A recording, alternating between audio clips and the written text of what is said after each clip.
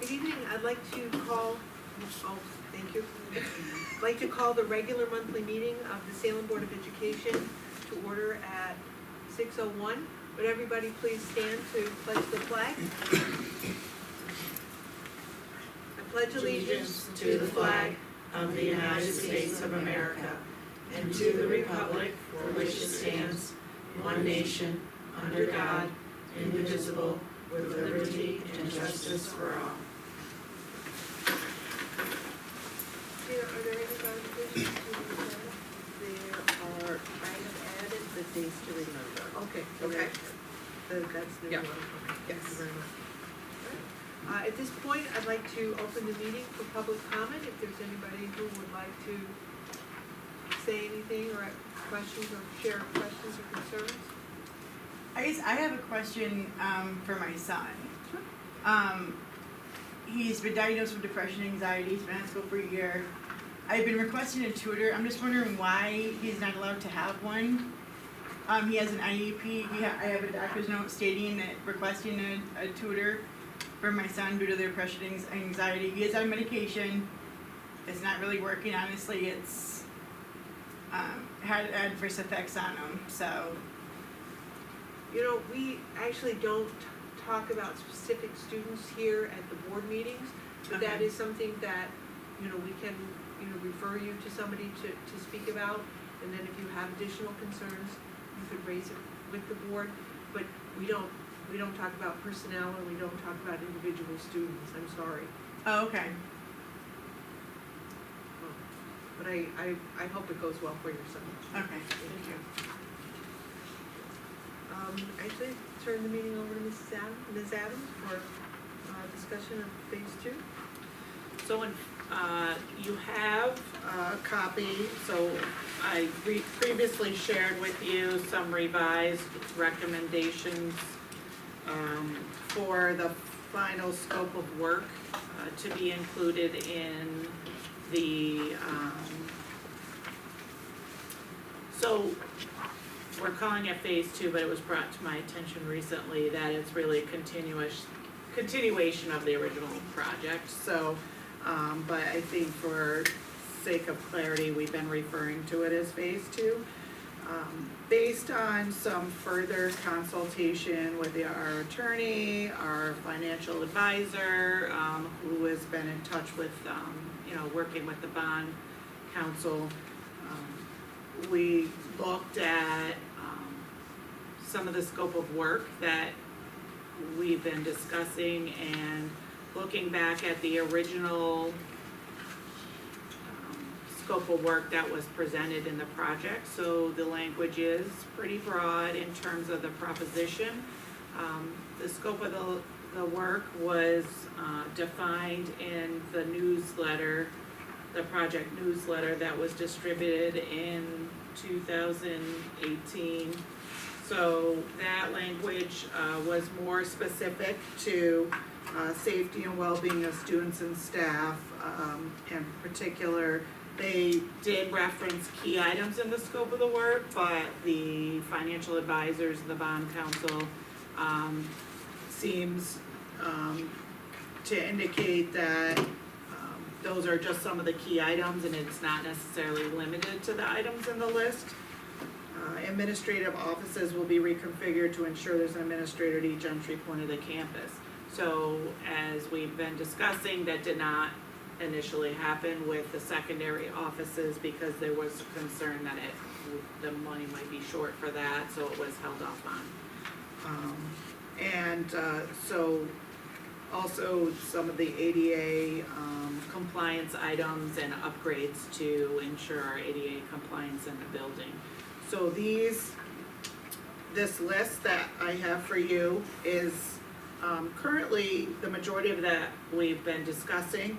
However, I initially had indicated maybe we leave off the high school offices in lieu of that west side entrance vestibule, but it seems that really that west side entrance vestibule really doesn't fit into this scope as much as the high school offices. And so my thought is that as it was proposed previously when we were discussing that west side entrance, is to upgrade the ramp. I talked to Mosaic, and when they put this pricing in, I said, let's upgrade the ramp, to be proper, because there are some issues. Tighten the door open, Yes. going the wrong way. Right, and it's, I think, I'm not sure if it's graded properly, and there's a lot of turns. So, we discussed that it's possible that in the future, based on our reserves or some other items in the projects, that we may wanna revisit that vestibule, in another smaller project. So, we wouldn't wanna redo the ramp now and then redo it again. So I asked them to design it within that scope of being enclosed in a vestibule, so if we did wanna do that, we would not have to redo that work again. So that's the estimated cost for the 209. My proposal, and they don't have it here, is what we could do then. Again, I think it depends on the interpretation of the bond council. I mean, we're looking at that vestibule as a safety concern in addition to that ramp and that ADA compliance. But my thought is that that might be the least important item on here in terms of what we're looking at, but we could include that as an add-on, and if we get in a situation where we were this time, that we were running below cost and we did not need to use some of the contingencies, or maybe pricing goes down due to, maybe a better turn in the economy, that we might be able to do that. So, we could see if SED, felt it was within this original parameters. We could have it all ready to go as an add-on and not go through something again. I think, we had some, concerns posed to us about the previous, project and some of the communication as we go along. I think that was something, in hindsight, those add-ons probably should have been included. There should have been maybe some add-ons included originally, so we wouldn't have to go through this process. Because I think that is, it's not the norm to kind of do it in this fashion. Yes. But I think we discussed previously,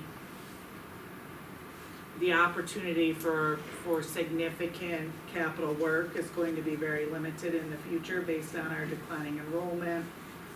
And really the next work that we do, really we need to be focusing on our roofs. And we can learn, I think, from some of our maybe missteps in the process of how we've gone about it, and do better with that in the future. But I think we want to take the opportunity that we have to finish these improvements. So that would be my recommendation. And if, so if the board has any questions on this work, if you'd like to change any of it, eliminate any of it, what are your thoughts? What are your thoughts about maybe that add-on piece? Well, I think doing the add-on makes sense, because it would be, And it's already- it's almost like- in the pipeline. What's our next? It's almost prioritizing the project. And then all of our safety, I think our safety's really in the near future. I mean, I guess we never know. But I think, our safety will be significantly upgraded.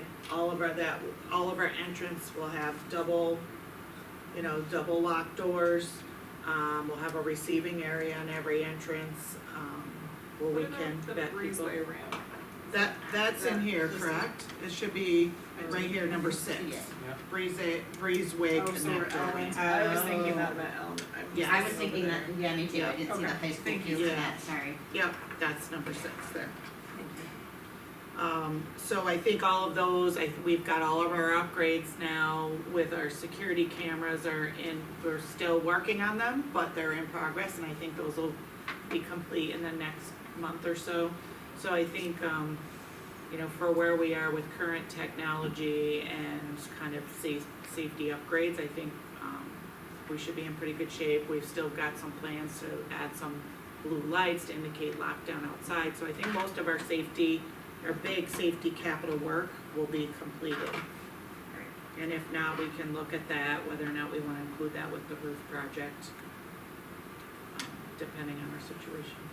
So in order to move forward, do you need just a consensus from the board about how to do that, or do you need more formal action, or? So,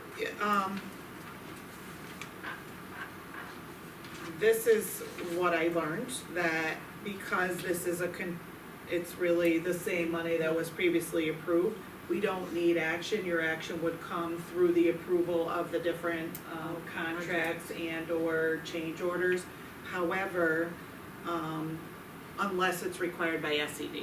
So SED may come back and say we want board approval ahead of time. How did we set it up? Gina, did we set it up? This is discussion. It was just a discussion item. Yep. So, we could formally then, accept it again.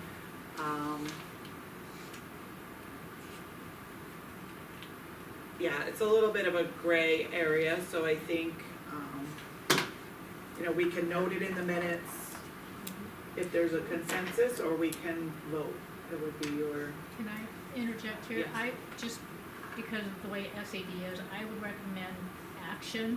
That way, if we were to ask somebody to do something like Mosaic and the invoice is dated today, but we do formal action in December, there might be a hiccup there, kinda like we did with the Nettie. So I'd say we should, if we can, I'd rather do action before we do any charges going In- forward. right, and again, kind of because this is an unusual circumstance, there is a little gray area. So you, typically you would not ask Mosaic, an architect of any, you know, it could be, in our case, it's Mosaic, you would not ask them to draw up specific and detailed plans and budget items. Right, usually just do more of a scope and conceptual plans, which is what we have right now, conceptual plans. Typically, you don't do that until a project's been approved.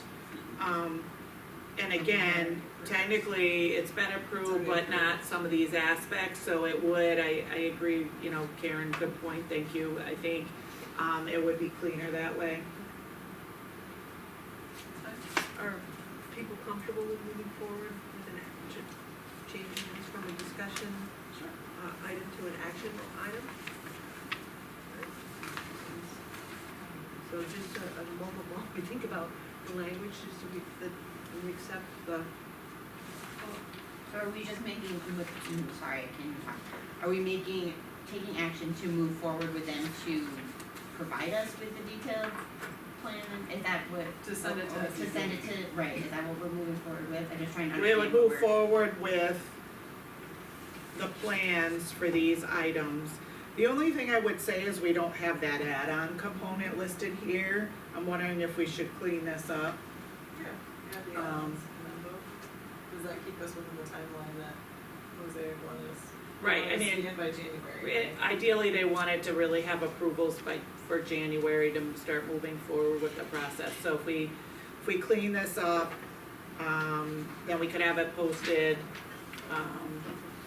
and then have the vote to the action item. and do the action item for December, and we can have that as an add-on here, so then it's clear that also we were approving the add-on item Okay, in case of, you know, the availability of funds. I think that makes sense. makes more sense to do it that way. Okay. So we'll move that to an action item in For December. Yeah, and I also think if we had this as a discussion item, you know, if we took action and could see this, you know, that we're not, not following what we posted.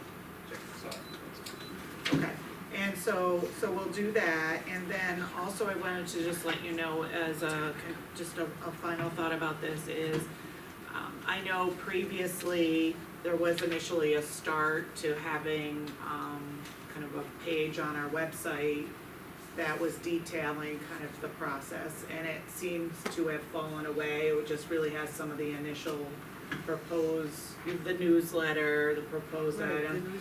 And so what I would like to do is, once we start moving this forward, is having that be a little more, I guess, Up to date. forward on the, initial easily accessed, maybe there's, something that, you can click on to go to some of that information, past and more of our present work, and then giving some updates over time.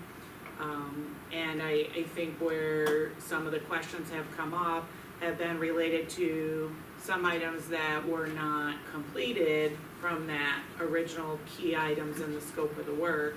For example, the concession stand and or the bleachers, and I know some of that at the time apparently, but I don't know, it wasn't posted, but I'm understanding it was because the decisions were made before the merge decision for football, and at the time that it was discussed that may not, I don't know who discussed it, but I feel like we would wanna be very forthcoming if we change something in this list moving forward. So I think if we could, we'll update that communication on the page and or some newsletter updates or something like I that. think that would be very helpful. Where does the conversation with the historical commission come in? Before or after the action? I think once we could get some more, I think we could give them, It doesn't change the items, it just right. might change some of after the design. action, after the official action, I think we could reach out to, so Mosaic will work directly with the state entity. And then, our local Salem, I would reach out to them and we could, maybe have someone from Mosaic come and sit down with them and go over the plans, and once we have some more detailed, description and or updates, we could, sit down with them and listen to their concerns before Mosaic gets too much into a certain design concept, I would think. Okay.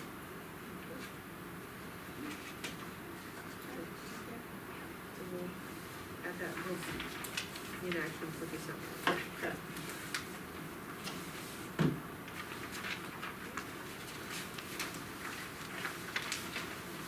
And then we'll keep you right on the, Okay. on the superintendent's report. So I left my printout on the computer, so I just, excuse me while I pull it up on my phone, my little list of things, so I don't forget any updates. Okay, so, very exciting, we were speaking about it, this morning, not this morning, before the meeting, so we had NHS induction today. It was a lovely ceremony. It was very exciting that we were able to return to our traditional induction ceremony in the afternoon and have our secondary students, and our sixth grade also was invited to attend and came and participated and watched the induction. So we had 13 members, which was, from what I understand, a rather large group, so it's very exciting. Winter sports season has begun. I don't know if you were walking through, if you heard some of the action. We have had a good interest in the girls wrestling, so we've had, Mine got turned Oh, somehow. mine's- Mine's dead. I'm pretty loud, so as long as you can just give me an Someone can take elbow if mine mine if you goes want. off. Mine seems to still be working if you want. Right. So, Does someone need one? Yeah, you just have to keep, I think they just flash, maybe. I'm sorry, I just, don't know. didn't mean to interrupt. No, that's okay. So girls wrestling, I spoke with Coach Fraunhofer the other day, and so, practices started on Monday, and they have had, 8 wrestlers, girls wrestlers right now, and he anticipates 10. So he's very pleased with the turnout, they're all very excited, and, so I look forward to seeing them in action, so. Mr. Moore will be here in December to give an athletic update for the winter season and answer any questions you might have about winter season or moving forward. So if you have anything you want, to put on his radar, just let me know. And, I do. Do you want me to tell you now or wait?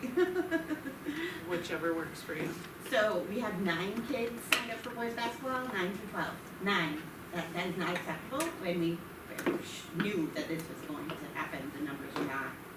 We have 11 on the team because there's 2 8th graders that have moved up, but we're really just setting people up for failure when we do it like this, and it needs to be fixed. And I just hate to see what will happen with other, if we don't have other sports that, I don't know what the softball numbers look like I just hate to see it be like this. We need to be ahead of it, not waiting until it's an issue. Right. So are you suggesting that we're looking into merge or? Well, I would, based on 9 children, yeah, But that's I no, would so say there's no JV. There's no You're going JV. for Right. modified rates of Right. varsity, We have yeah. 2 10th graders, per Joshua, so I haven't talked to Mark directly about it, but, there's 2 10th graders that are too old to play down for modified, because you can only do that for 9th grade, but they've never played basketball before, and they're gonna be on varsity basketball, like, Right. we're just setting these kids up for failure, and it's not fair to them. We can definitely have more discussions and timelines. We're getting close to the timeline so we're just completing our paperwork for the baseball merge. I believe that's coming up for spring. I know there's been some discussions and I'll double check with Mr. Moore and I can give you an update and one of my, my updates until we get to the next meeting. From what I've been hearing, there's confidence and we have solid numbers for softball, but again, we'll take a look at that and I could have them present some of those to you. Okay. Just our spring numbers. We have not had much feedback. I know Mr. Moore has reached out a little bit and there isn't much interest in a track merge. Our track numbers have been low, but because of that, even though you compete as a team, there's also that individual competition element, and Coach Holcomb has been, because our numbers are smaller for boys and girls, he coaches them both together, and then, they have their separate meets, so, not together, but at the same time. Would it make sense, and this is just me throwing it out there, to do the family ID a season ahead? So that way you can look at numbers before these timelines come up for mergers and things. I mean, I know some of the seasons we're already in those merge situations, but like when soccer season starts, should we open up the winter sports season? Because that just happened like 2 weeks ago. It wasn't open real far in advance. Just a thought process. I don't know how we judge going forward if we don't open that sign up process up to know what our numbers are for the next season. So that's something that we could talk about. The challenge with that is typically, even when we have shorter windows or closer windows to the season, we often don't have signups until, a lot of kids don't sign up until even after it's closed. So baseball every year, last year where we even thought, even with the merge, we're going to have enough kids for the past 2 years because kids did not sign up until after practices already had started. And they were players who had been playing over the past few years and they What just about, like, a don't, so survey maybe a survey. In PE class, like Right, who's interested in softball, who's, just to Right. get kind of a yeah, preliminary I sign like up that idea. of numbers so that you kind of know what you're looking Mhm. forward into the next season. Cause now we need to be talking about softball, baseball. We're already into the winter season, there's nothing we can do about Right, it, today, So we gotta be more proactive, I guess. Right, I think it's almost a summer, I don't know how you right, do it. So definitely more proactive, I don't have the answer either, but we definitely should be more proactive. I would say we haven't had a hard push or a very formal discussion about merge for basketball. I'm just gonna speak loudly because mine keeps dying. But Should be good. I think that, so we have a lot of people who support merges and we have some people who are traditionalists and have wanted to hold out as long as we can, and I feel like basketball is really that sport where it's a hard discussion to have, and but I do agree that we need to start having those conversations. It's not really Um, that hard a discussion to have though, when we don't have JV and have it for 2 years. So we need to, you can't be competitive if you're not building the program, and we're not Yep. building a program with a modified Yep. university. And that's the same discussion we had last year about baseball, right? And that was really what led us to move forward with having those discussions. And I agree. I think I've said in the past that we want to give students the opportunity to play, and if being merged gives them the opportunity, I think it's important to discuss that. What do the numbers, I mean, I guess my question is like, what do the numbers for basketball, like modified, look like? So that planning ahead, like, or is there a big enough group of kids interested in modified so that when they move to a JV level, but then you're still short, I mean, I guess it doesn't really work, I don't know. We have this gap of boys, it 2 seems years. to be. Right. 2 Yeah. years of Yeah. kids not being involved. Right. And it's gonna take a while for that To to fix. Yeah. come back. Because I don't think those kids that would have been playing, if they had started 2 years ago, they would be playing, they're not gonna start now. Right. Yeah. So you've gotta build that Right. again. So that, yeah. And I don't know, and this is just my math teacher, mathematician mind, to me is I don't know if anybody's really studied it. I feel like there's a small, I don't think it's a huge percentage, but you get a lot of kids that play modified and then Don't move forward. often for a variety of reasons feel that they don't go forward. So you do get a little drop in the numbers in my opinion of just my not really studying it, I don't know what the percentage of that is. So, I had a couple of kids that played last year. I said, oh, hey, you're gonna play modified this year. Are we gonna play again? And I'm like, no, not this year. So, Definitely at that level, you gotta really, they either get interested and we keep them hooked, or they don't, so. Right. That's the hard part about the modified level, is you really gotta instill that love of the sport, I guess, is Right. what I'm trying to I think will of. say that so we had, Coach Parker and Coach Eastman were going to co-coach JV and varsity together, not having a JV. I know there's kind of discussions of looking at the coaching, because we have 3 coaches in the coaching piece, and they're all having a discussion with Mr. Moore of what that might look like now, if we'll still have co-coaches, if, how that might work. Similar to baseball, we had to do a little bit of a shift, Yeah, understood. so we may need to do that again. Sorry, Julie, I didn't mean to totally take over your superintendent report, but you can. No, that's why I bring these up, and so it's important to know, what you might want addressed in those presentations, besides just having numbers.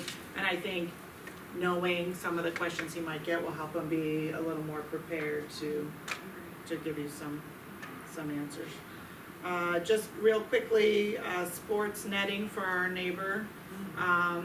It was approved by SED. I think I had mentioned this in passing, but it was officially approved, and the equipment and supplies have been ordered, weather permitting. So there's certain conditions. I don't know all the snow and details. ice. Well, I don't know all the details. I think it's really more maybe if the ground is frozen or not. I'm not really sure of the details. Right, so weather permitting, they do have it tentatively scheduled for mid-December. I did reach out to our neighbors and let them know that, right, it's only actually a few weeks, so it's crazy. It was just 70 last week. This week So, was freezing. So I have reached out to them and let them know weather permitting, it could be mid-December or after the spring thaw, and that we would keep them posted, but long and as I they're thank them for baseball their season. patience. They've been very patient. It's been a long Yeah. process to get that from concept to approval. And it's just the nature sometimes of the approval process through SED, so. November is Native American Heritage Month, and as you can see, we have, I don't know if you take a walk down, we have our long houses in the hallway, and I don't know if you've seen, Mrs. Hoffer's, been posting them on Facebook and kind of, Very good. highlighting them, so that's pretty exciting, so I did wanna just remind you of that. I will be sharing the link if you did not have an opportunity to read NISBA Executive Director Schneider's newsletter.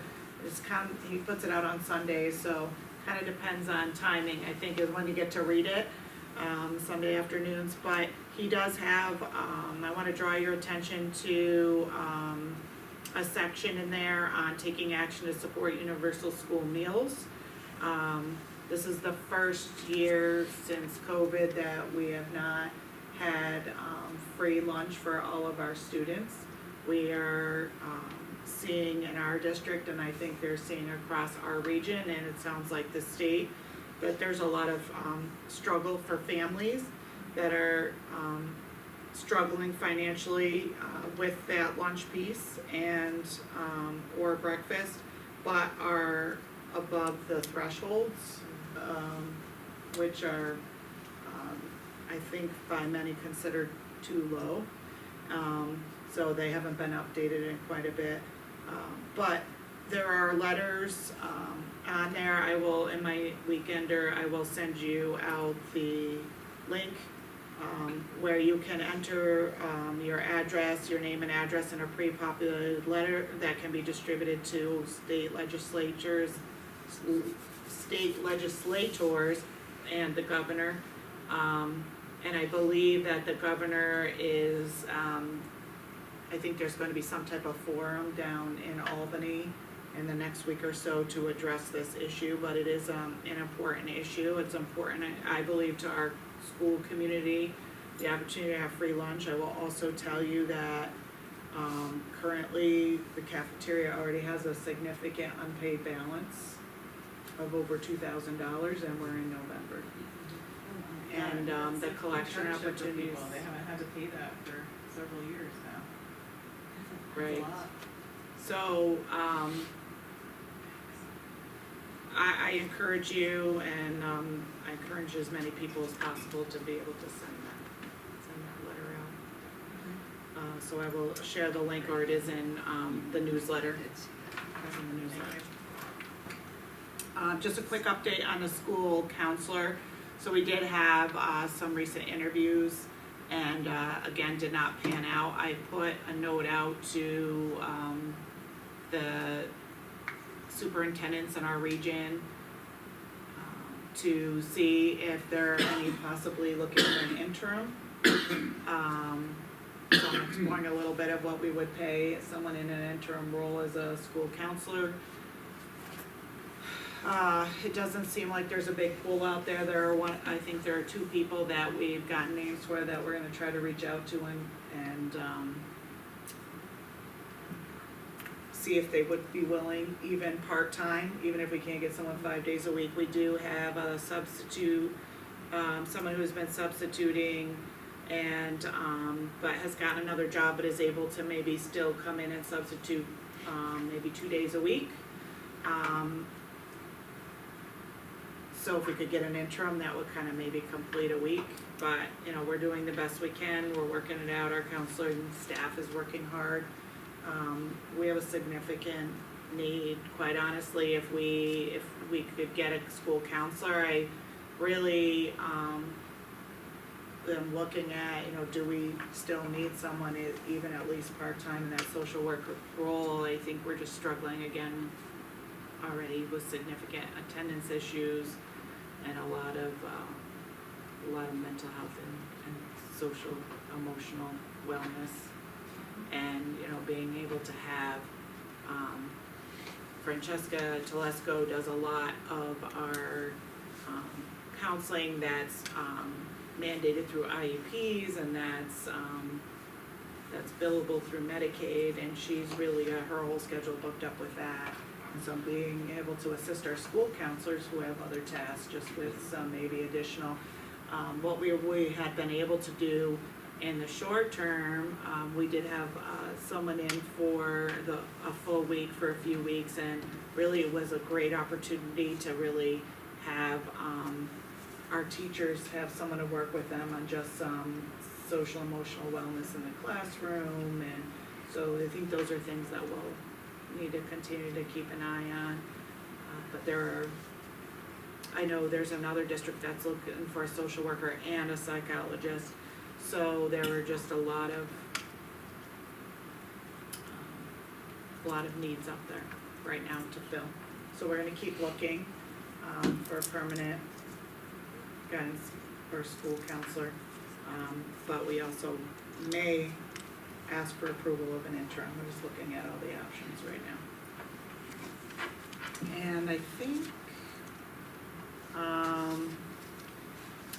my last piece, and we have this as a discussion item, but I just wanted to mention, so originally in my entry plan, I had talked about surveying the different stakeholder groups and sharing that information, and I know that as I've been putting out for some of the forums, that I would share out some of those findings with you, but as I've told you, we've had a very small turnout. And so what I could do is I can collect some of those themes, but I would like to, so it's a discussion item on here about possibly working with a consultant to do some strategic planning, and they could really reach out formally to all of our stakeholders through some very comprehensive survey beyond what I might be able to do. So I think this was my goal in November, to share out some of that information with you, but I'd like to really discuss more whether or not we want to really get some more comprehensive data. I'm not sure it really represents our full community at this point. Okay? And so that's all I have right now. If there's any other items you'd like me to give updates on next meeting, just let me know. I feel like warmth now. You're not feeling it? No, not at all. I'm feeling it. I don't know, maybe just because I had to speak. I know, must be. uncomfortable. Well, I'm used to it. It must be coming from this, right? All right, so, any other questions from you guys? All right, moving on to the consent agenda, does anyone wish to remove an item from the consent agenda? No. But I am going to ask that the minutes be removed.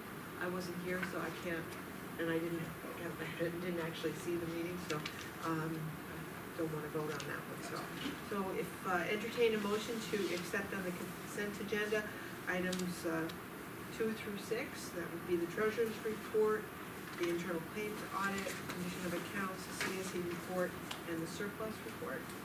So, motion by Heidi, second by Peter. All those in favor, please signify by raising your hand. Motion carried 5-0. Entertain a motion to accept the minutes from the October 19th regular board meeting as presented. Motion by Heidi. Andrea.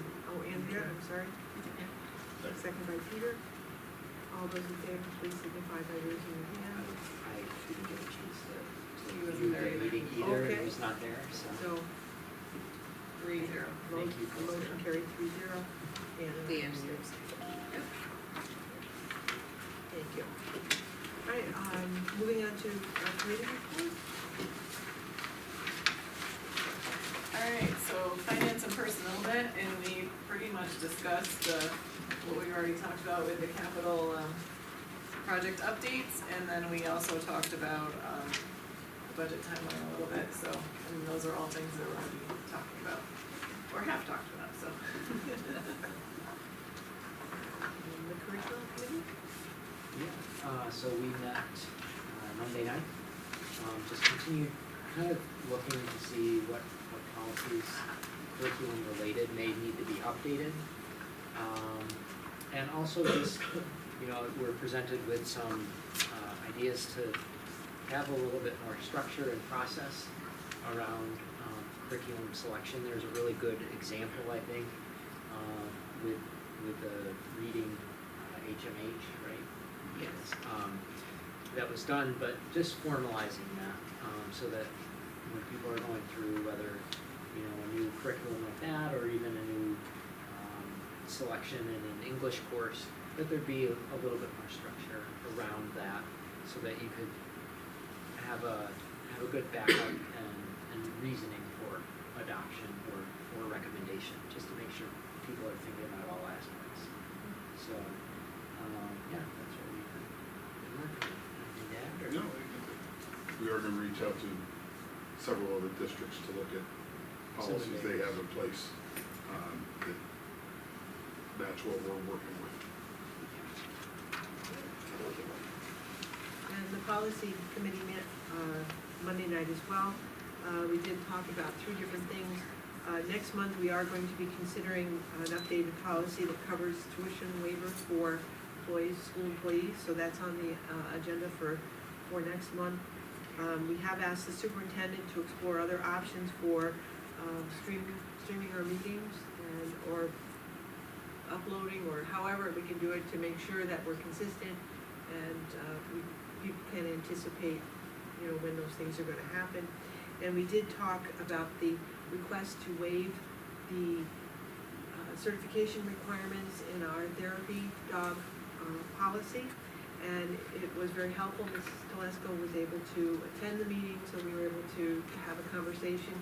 And I think what she was thinking was going to be created was a program that would allow for the development of therapy dogs along with having therapy dogs.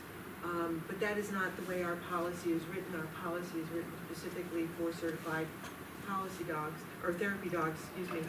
And her dog is at least 2 certification levels away from being a therapy dog. She still has to do the Canine Good Citizen, which is a preliminary one, but that has to do with how the dog is under the control of the handler. And then there is the Therapy Dog International certification for the dogs to, you know, to come into these kinds of situations. So,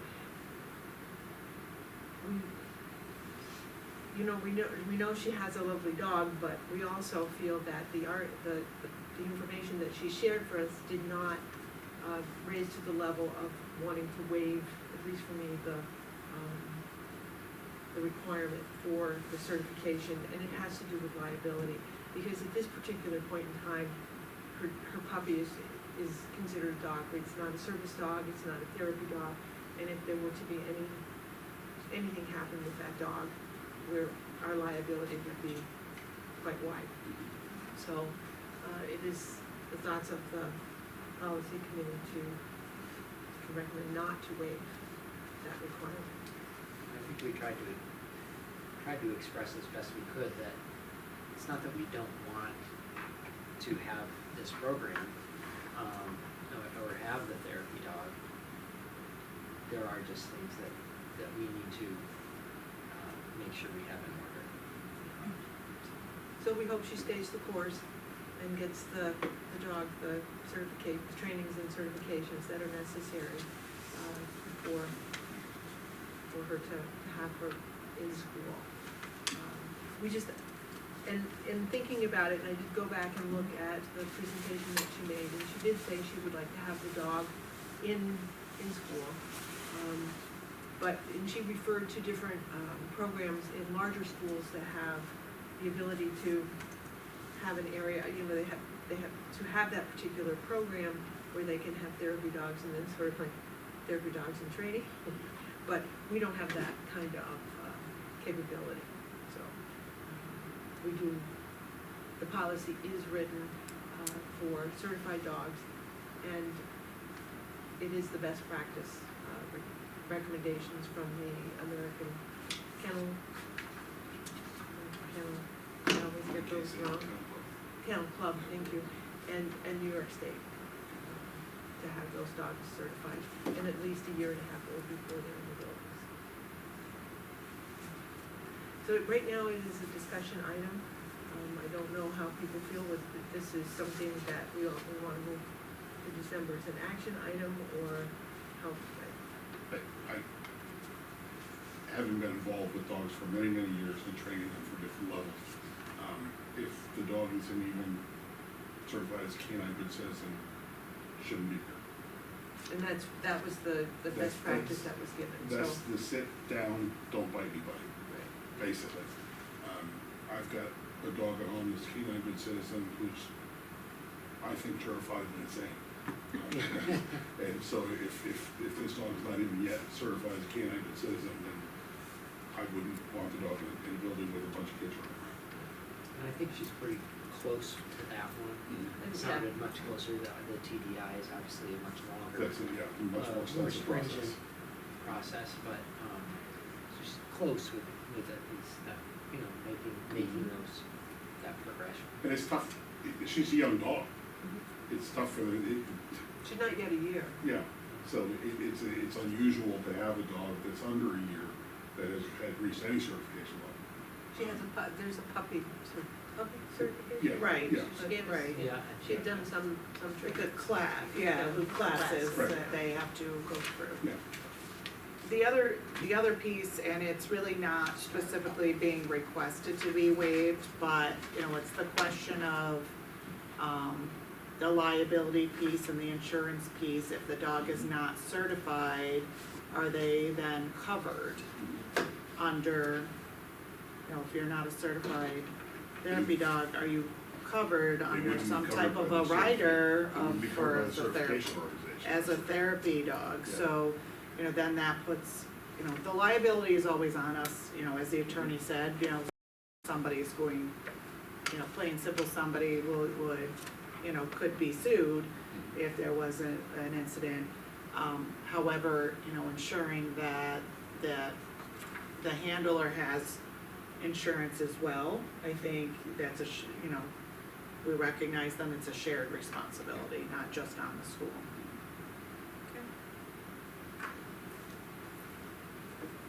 But it was a specific request, written request to the board. So we didn't move the discussion item into an action item. Should we do the same thing with this one, put it on the agenda for December, or what should I we? guess we did, and it's not like we had a motion Right, from so, the committee, so. I mean, it was tough because it was so closely scheduled. We had the meeting on Monday, and we, Right, you know, did you we have had a chance to get your thoughts, you know. so, yeah, I guess we have to move it to December for action. We'll add that one. Okay. December one as well.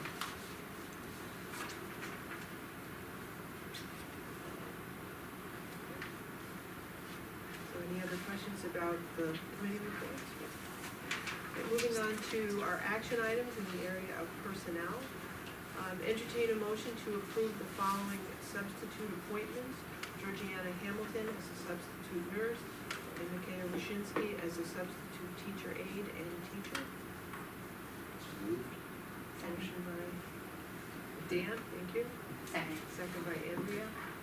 Any comments, questions, concerns? All those in favor, please signify by raising your hand. Motion carried 5-0. Entertain a motion to approve the following coaching appointments. Brendan Holcomb, boys varsity track, and Brendan Holcomb, girls varsity track. So moved. Motion by Heidi, second by Peter. Any questions or concerns? All those in favor, please signify by raising your hand. Motion 5-0. Thank you. Entertain a motion to accept the following resignation. Terry Tucker, teacher aide, effective October 21st, 2022. So moved. Motion by Andrea. Second by Heidi. All those in favor, please signify by raising your hand. Motion carried 5-0. Entertain a motion to approve the following teacher aide appointment changes. Michelle Wren, changed from full-time 611 teacher aide to part-time teacher aide, effective November 10th, 2022. And Joan Moffett, changed from full-time regular teacher aide to full-time 611 teacher aide, effective November 10th, 2022. Motion by Peter, second by Dan. Any questions or concerns? I was just curious, so she's going from full-time to part-time? And moving out of the, Michelle? and moving out of the 611, right? So she's moving out of full-time 611 to part-time? Right. Yes, Okay. that's what it appears to be. Fine, I was just curious. All those in favor, please signify by raising your hand. Motion carried 5-0. Now we have a building use request. entertain a motion to approve the building use request from the Salem Youth Wrestling for the primary gym and cafeteria 1 evening a week starting in December through mid-February. Insurance is on file. Motion by Heidi, second by Peter. Any discussion? All those in favor, please signify by raising your hand. Motion carried 5-0. We have a transportation bid. Entertain a motion to accept the financial bid from Leonard Bus Sales, Santander Bank, for the lease of one 65-passenger bus per photo approval for the 5-year lease payment beginning December 30th, 2022, and ending August 15th, 2026, in the amount of $20,950 annually. So moved. Motion by Heidi, Second. second by Andrea. Any discussion? Karen, is it unusual just to get the one bid, or is that? No, that's pretty much all we ever get. Okay, just, And just so you know, this is a late one. Normally this would have been at the beginning of the school year, but because of the availability of the bus, it's just now available. We'll take possession early December. So, any other questions or concerns? All those in favor, please signify by raising your hand. Motion carried 5-0. Entertain a motion to adopt the 2023 annual budget timeline as presented. So moved. Motion by Heidi, second by Andrea. And I see that you've added some different Yes, ways of so getting that's- information, yeah. So we thought that instead of doing just the finance committee meetings for the next few months, since it's budget season, that we would do budget workshops with different stakeholder groups to make sure that we're getting everything in line so that our budget flows nicely.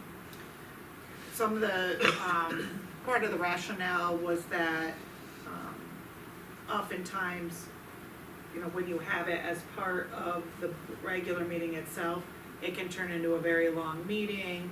You know, we want to encourage the public, you know, to be able to come and observe and, you know, and watch the work, as well as, I think, for all of us, be fresh for all of our business. And I think that was a practice in the past to have board workshops. We did add 3 in there, so I get, what I wanted to do was just make sure that you had an opportunity to look over the dates of those 3 workshops. The 3rd one would be as needed.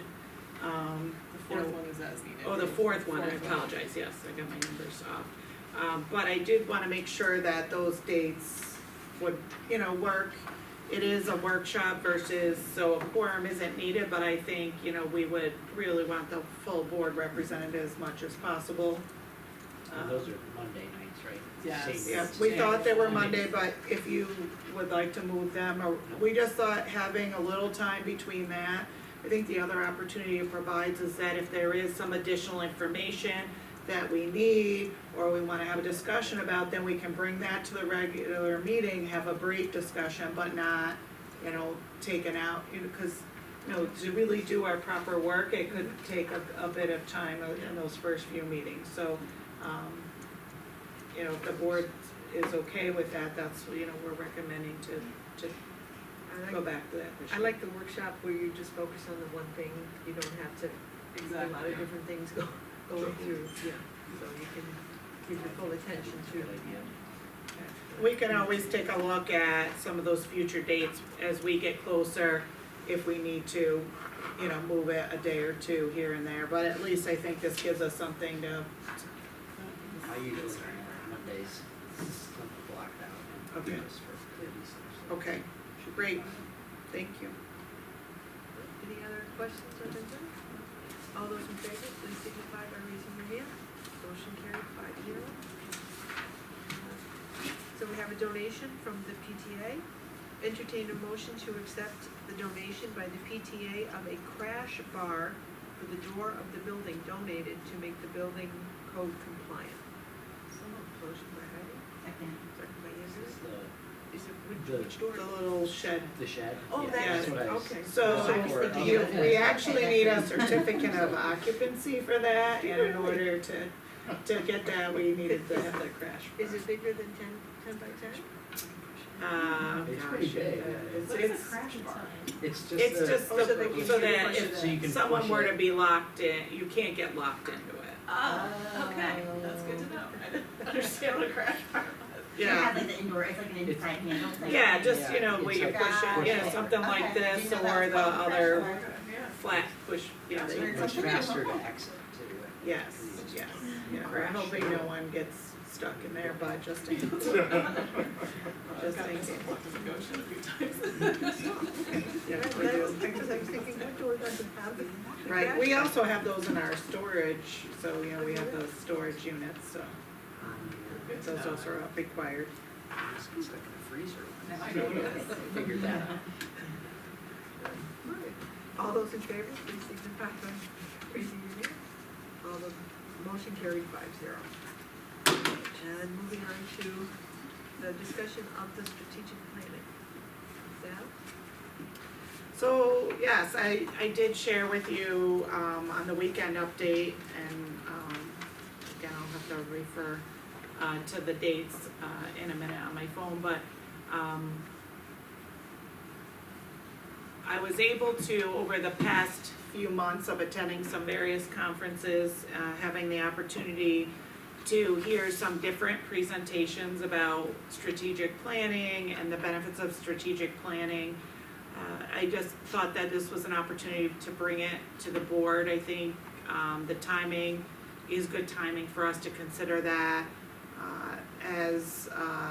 I know some of you were on my interview, and that's something that I spoke about, is that I feel strongly that we should take a fresh look at our mission statement, our vision statement, and really kind of looking at our values, and a part of that process then would be having feedback from the stakeholder groups, which really would then inform our district goals. And they're kind of the common recommendation in districts that are successful with strategic planning. Really the recommendation is every 3 to 5 years. Most districts do it 5 years. You really should be taking a look at your vision, your mission, your goals, you know, and really, you know, helping to focus your work. I think that for us, I think that would help us really. We have a lot, I think, of expressed work that we want to do in the district, but I think it's important to be able to appropriately prioritize and make sure that we're spending our money wisely, especially, I think, you know, in the next few years. And so there are a variety of different types of consultant groups that you can go through. So NYSBA does kind of provide that, some of those workshops in part, so they're it's not a great way to say, but piecemeal in a way, right? There might be different presenters to do different components. Whereas going with a consultant, so the consultant group that I think really would work for us, some of them is it's very extensive work and maybe a little more appropriate for larger districts. And then again, some of them are just in part and parcel, but not necessarily flows together seamlessly. And I think for us being small, having new administrators, having new board members, it would be helpful, I think, to have someone guide us through the process. So this group is through NISCUS, which is the New York State Council of School Superintendents. They work, so NISCUS and NYSBA work together quite often in different works and initiatives, and I shared the link with you. It's called Blueprint for Excellence. There are 2 current superintendents that do this consultant work on the side, so they're familiar with kind of current process and current systems. They use a survey tool called Thought Exchange. It's much more interactive for the user and gives us much, it will give us very good detail in terms of, for example, sometimes you might hear, oh, a lot of people feel strongly about issue A. It really gives you a good sense, as well as the survey takers, about how many people are feeling strongly about survey A. You can see that in issue A, you can see that in real time. But I think, you know, really what I'm proposing is that, the board consider a presentation, and, really kind of have the opportunity to ask questions, and I know we've kind of dabbled in some of these discussions, but haven't really talked about a formal process for it. And, I thought before I try to attempt to survey people, you know, if this is the direction we wanna go, I think it would definitely be more holistic and more, probably, significant in terms of, reliability of the data and information. So I did share with you some possible dates that, were available. We could do it in a variety of settings, so there are different ways you can go about it. So, as the board considers how they might do their work, you can do it as a board retreat, which is, more of a closed setting. You can do it as a board workshop, so the public could be present and hear the presentation. I like that idea because I think this would involve the public, and our stakeholder group, and, you know, if there's an opportunity for people to, you know, be able to listen and understand that. This group, the cost for this year is around, I think, on their webpage, it's about 15,000.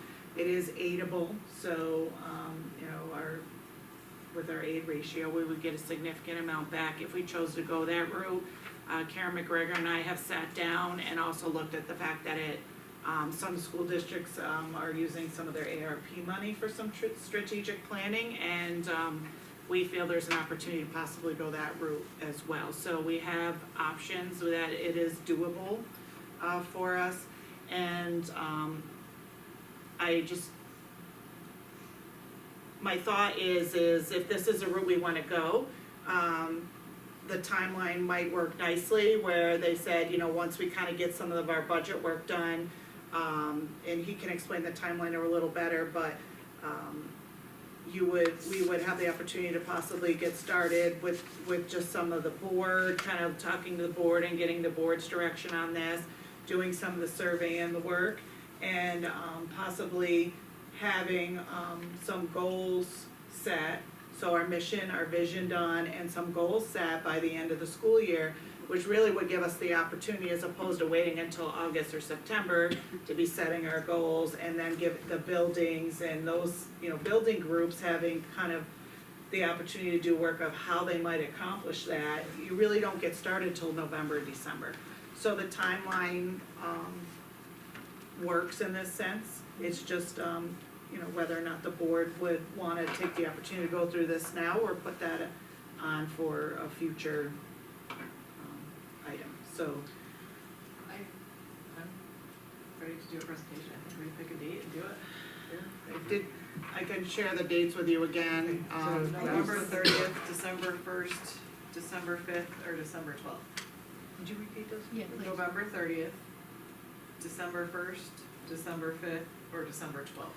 And he could do it it would be 6 p.m. and most likely we would do it in the DL room, because he would do it through a Zoom. And then obviously they would come out in person at certain points during the process. But he is working actively, so. December 5th does not work for me, but any of the other dates is fine. Work for me.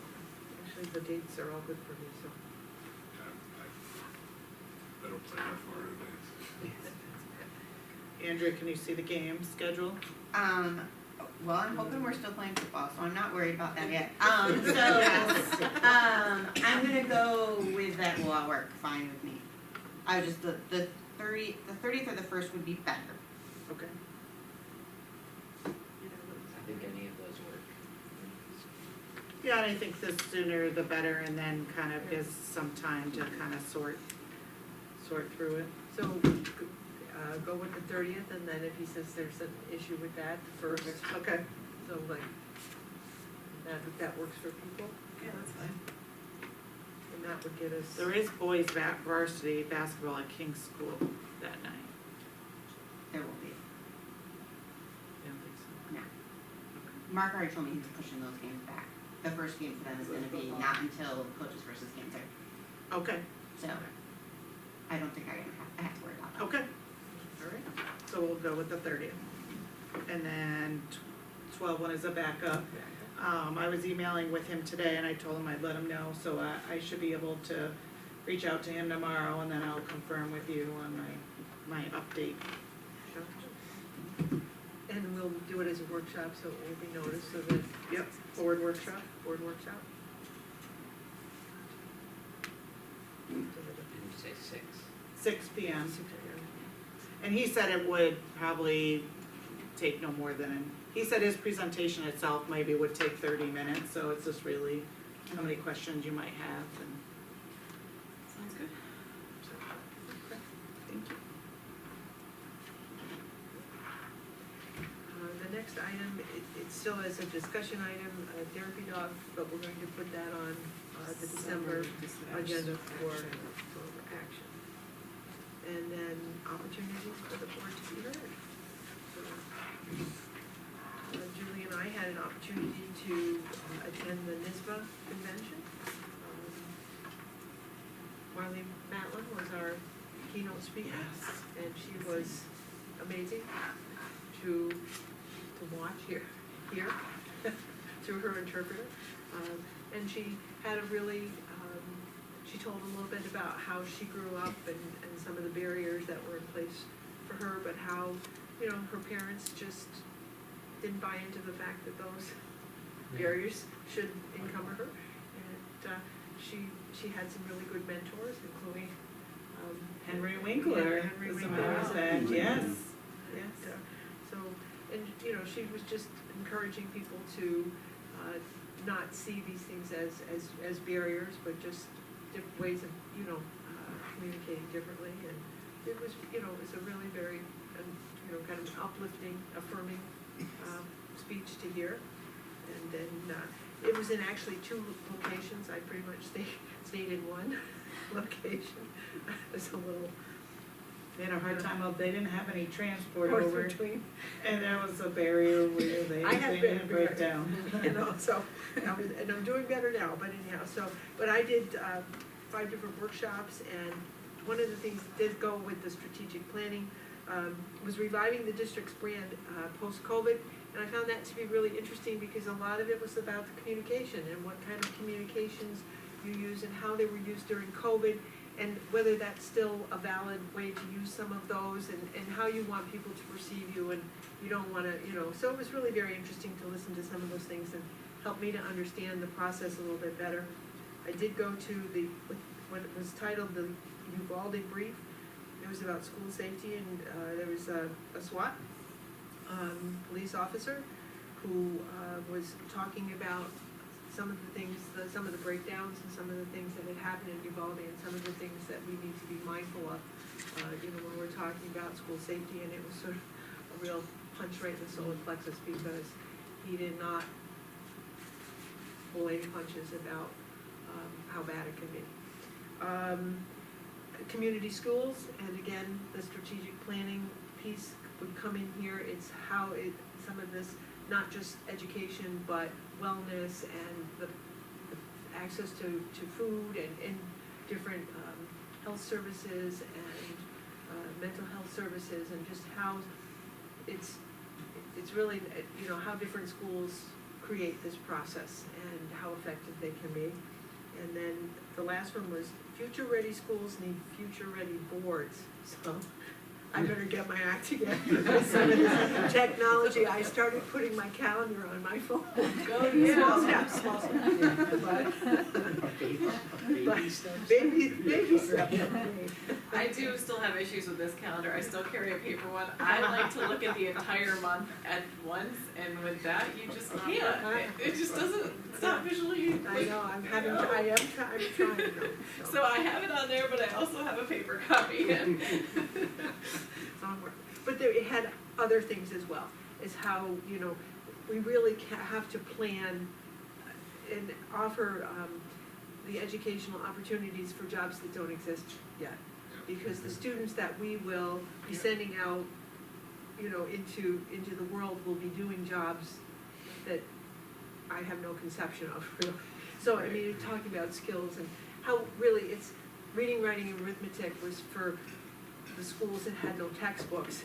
but now we're really talking about how people process information and thoughts and how they learn and how they, the skills You that can they get would paid to need. play video games now. Who knew that was ever gonna be a thing? It's a sport. I know, It's a sport. Yeah, so it was just kind of interesting just to take your focus and really where you need to be. And it's not, I'm not preparing kids for the world that I grew up in. You know, it's very That different. doesn't happen, so, but it was interesting. So you went a whole different route, so. Yes, yes, so, as I discussed, so strategic planning, and went to a legal session and negotiations, so we do have contract negotiations coming up. So just wanted to brush up, I think, it was a different law firm than we have, and so I'd like to take the opportunities to really just hear different perspectives and different, kind of sense of what some of the current and upcoming, I think, considerations are when you're bargaining. So, so that was quite interesting. Let's see. Yeah, I think that pretty much covers what we were Great. doing. Yeah, we were busy. It was busy. It was pretty quick. And they didn't, they moved you from one to the next, and they did have a large area for an expo. And one of the things, and we didn't, spend a lot of time in the expo, but we actually had an opportunity to talk to somebody from the Thomas Bus Company. He had an electric bus there. And it was interesting to, have a conversation with him about how that bus operates and what its history is and what it requires and basically how much it costs too. I mean, there are a lot of things to consider. And as far as we need to be thinking about, we have a mandate that tells us that, we're going to have to be moving to these electric buses. And, we're gonna have to be mindful of how we're gonna plan for that. So, and whether we wanna be on the front end or the latter end. Well, we need to think about what we have for power in order to Right, so charge we've all gotta- of those. That's yeah. something we're thinking about going forward, is we're gonna have to update And a lot also, of service. where we are, our buses go a lot further than, and I've heard horror stories about people with just electric cars that are having to charge them just to get from Albany and back. Like, I can't imagine what it's like for, I mean, we travel a fairly big distance with our buses, And that's so- part of the conversation, is that you can get a bus to a location, but you can't necessarily get it back without charging, and they will do a survey. They will come out and do a survey of what your routes are, and it may require some adjustment of your routes, but they will tell you worst case scenario, this bus, because, you can only go so far, but, they factor in the weather, the roads and whatnot, but we're gonna, but the bottom line is we're gonna need more buses. We're gonna And need more there are buses, about a half and a you're gonna have to million. be carrying backup batteries on every bus. and Well, You the can't, you gotta batteries, have a bus. yeah, You gotta have a bus. and it's really the batteries have been finding are not necessarily the issue. It's the charging elements. How is that going to work? So if North Warren or Bolton or somebody comes down Yeah, here, so we we go have up parking lot there. for them to So charge. then how does that work, the whole exchange of charging? And one of my questions is, in addition, the governor has, the mandate for personal vehicles in terms of after, I'm not sure of the date, but it's mid-2020s that 27. there's no longer can purchase a gas-powered vehicle. So, how do we then have the infrastructure with our limitations of capital projects in the future to not only charge our buses, but all of our, Everyone's vehicles that are. all of our I employees' think the vehicles, some infrastructure's of gonna it find out to, quick that we don't have some it. of it who We're not drive there an yet. hour to work every day or 45 minutes to get here. But as a matter of fact, and I usually like to wait and share after, just in case something gets changed in the moment, but tomorrow Karen and Joe Wilbur and I have a meeting with some various people who are related to the electric bus movement in terms of starting to take a look at our infrastructure. and kind of what we would need and the cost of that and those types of things. So, you know, I think obviously there'll be a lot of future discussion as we move forward. My sense initially is that, I wouldn't encourage us rushing into this. You know, I think there's a lot to be learned by other districts. I think Bethlehem is, and maybe there's another, down in the capital Colony or region. something. There's another district that's, going heavy into it, but Bethlehem has quite a few buses in their fleet now. Some of these larger districts are going to try to convert to a full fleet in a relatively short time. But I think we've got a lot to learn and to, you know, consider so that we can do it properly. And so I think there's something to be said to kind of sitting back and learning a little bit more about it and observing some of the, Yeah, Yeah. and then what happens when the power goes out? There's that, but as far as building that plan, we don't have to start driving the buses on that year, we just can't purchase any more gas-powered ones. So the Right. ones So that we're going forward leasing, from there. so Right. if we are early in our leases on the buses, we don't have to switch everything over Right. at that time, we just cannot, Work out the next your one would have to Right. be electric, so we just have to position ourselves. to maybe do one more. We wanna be looking at maximizing our opportunity, in my opinion, again, if we can spread this out a little bit and learn some things, or maybe the technology will be more improved along the way, is the opportunity to have a solid fleet already without having to be in a time crunch because we have to purchase an electric bus. They are almost, currently, are close to 500, they're 460,000-ish. You know, so you're right now, and about $500,000 right now. So in 5 years, what is that going to equate to? And, you know, if you have a fleet of, right now, I think, what do we have, 11, we have 10 or 11 buses? 12, actually. 12 buses, okay, 12 buses now with this one, and so, but that's what you have, right? And do you need a couple extra because of that charging piece? So if you're talking 14 buses, that's $7 million. Well, Yeah. and That's not a to lot, mention you what know, we're gonna have to do. half of our budget. Learning what we have to do infrastructure wise and being able to have all these charging stations and have all of this stuff, I mean, that's probably gonna cost us a pretty penny Way too. more than that. Right. It's gonna be huge, and because, you know, they say the buses, it takes a long time for them to charge, Yeah. so we've got our 12 buses hooked up, and then you gotta store them inside, cause the cold's gonna drain the battery. Then you got a bus from Lake George, well, you gotta have 2 or 3 extra charging stations that's Outside in capable order to do that. Yeah, to do no, agreed. that. I mean, you were talking You're talking a lot of power for a small town. a lot of power and storage space, it's gonna Yeah. be huge. Because we don't store all of our buses inside, No, right? we don't have to now, but we will have to. So, you know, I think it's there'll be a lot of factors to consider. A lot of So factors. this was a topic last week at our CSO meeting. I think tomorrow will be interesting. Well, and I think the state's gonna have to come Yeah. in with some. They with have some no aid answers, in so- order to be able to do this. I mean, we can't pass something and say, okay, You can't? here, No, you've they got can't. 2025, and we're gonna do this, and everybody's gonna drown. Like, I mean, they gotta figure out some kind of It's an healthcare. unfunded mandate Yes. at Done, this point. they're That's awful. notorious for it, absolutely Awful. notorious for it, not only They're in gonna schools, bury but schools. municipalities. They're gonna bury schools, that But- kind of. We actually have to have a transformer. The only good thing about it is we're really close to NICEAG's transformer, so we're gonna have a long way to drag it. But Look if at her, we'll yeah, but have to still, build one I right mean, here.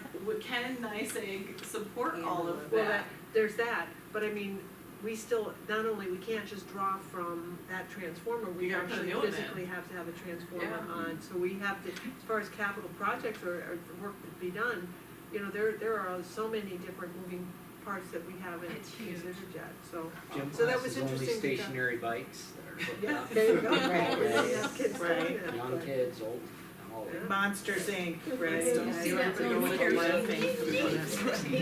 So that's a topic for Right, future right, so that was conversation. interesting, it was lucky that we had good timing, it wasn't a big rush over there at the electric bus but pleasant. So we got a good conversation in, but. We did. So, it was very interesting, and I'm it's, sure. the bus looked beautiful. Oh, I'm sure it is. And not to change the subject, No less. but, Gina brought this up Yikes. to me, is in the past, we've had a Christmas breakfast, which we have not been able to have the last couple of years, last 3 years, I believe, for, staff. Is it time to shake the dust off of that and put it back on the calendar? It's typically the last, day of, just before Christmas break, so that would make it what, the Thursday, the 22nd. The board gets together really early in the morning. Yeah, I was gonna say, tell them the whole story. Really early.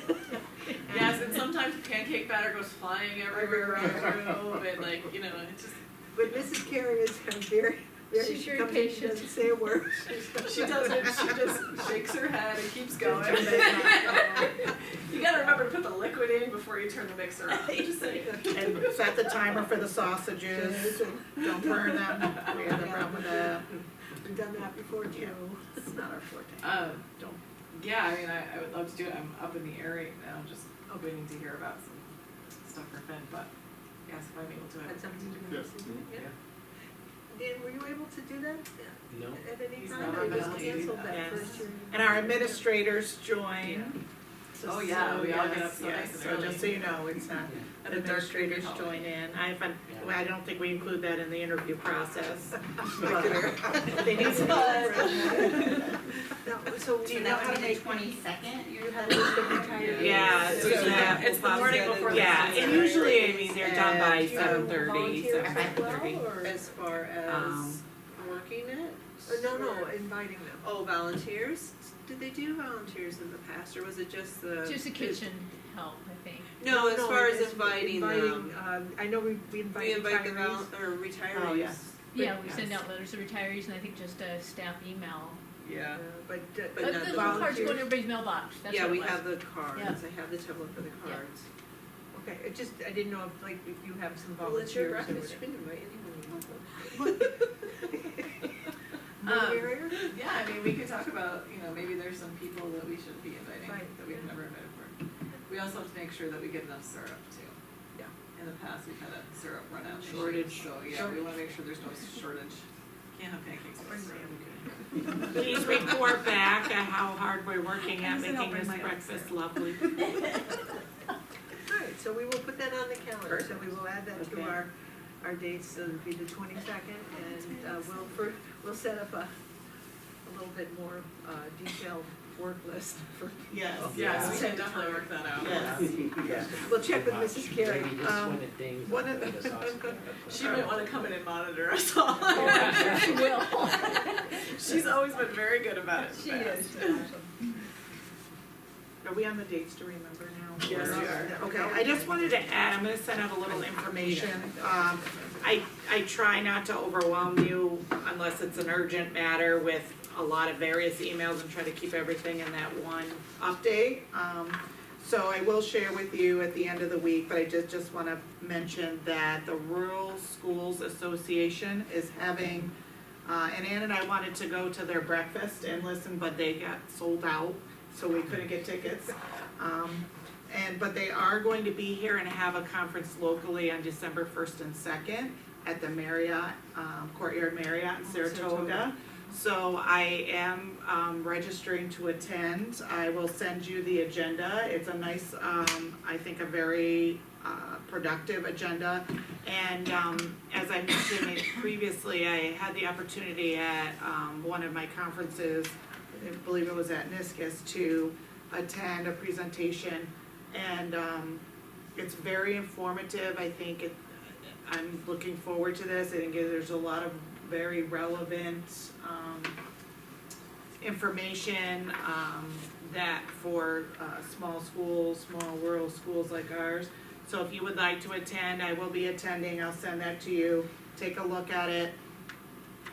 I'm having a hard time myself registering. I sent an email to Gina to say help me figure out how to register. So if you would like to register, Gina will set you up and register. The first day, on the first, it's only an afternoon, so I think it's a 1 to 6, and then on Friday, it's maybe an 8 to 3 type of a thing. So all that information, the the agenda, the speakers, the commissioner of education will be there, as well as some other presenters. Sounds good. So that's not on there, but that's the first and the second, and I'll send that information out to you. Looks like a busy time for, Yes, the holidays. holidays, yeah.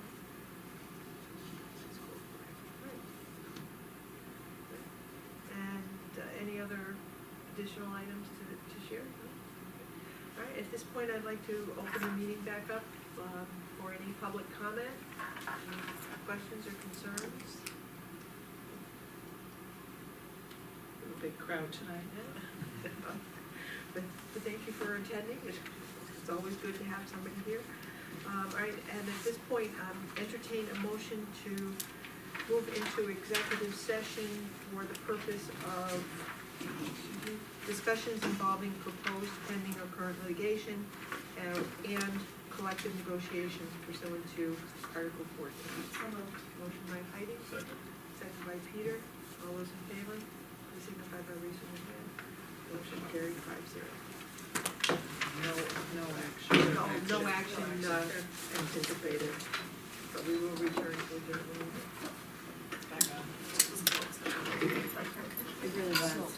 When'd you turn that off? I don't want Mrs. Fraunhofer I mad. think I She lost. doesn't No, I know, but still. Oh my God. Well, I need that reason so much. Brzezinski's to get snow tires and stuff. Okay, I had it scheduled a couple weeks ago. Were we- You missed the snow. Yeah, I said I got him on too late, because otherwise it would have prevented the snow. Yeah, we wouldn't have snow at all if you had put them Yeah. on. So we have him today? Yes. Adam Matthews yelled at me last 2 years ago and told me I should have them done by the beginning of October. And I was like, man, I'm not thinking about snow in October. We have no further action, so a motion to adjourn our meeting. So moved. Motion by Heidi, second by Peter. All those in favor, please signify by raising your hand. I think that was Motion Andrew. I carried. didn't quite get that one out. That's all right, doesn't matter, you were starting to too. 8:21. Mr. Davis, we should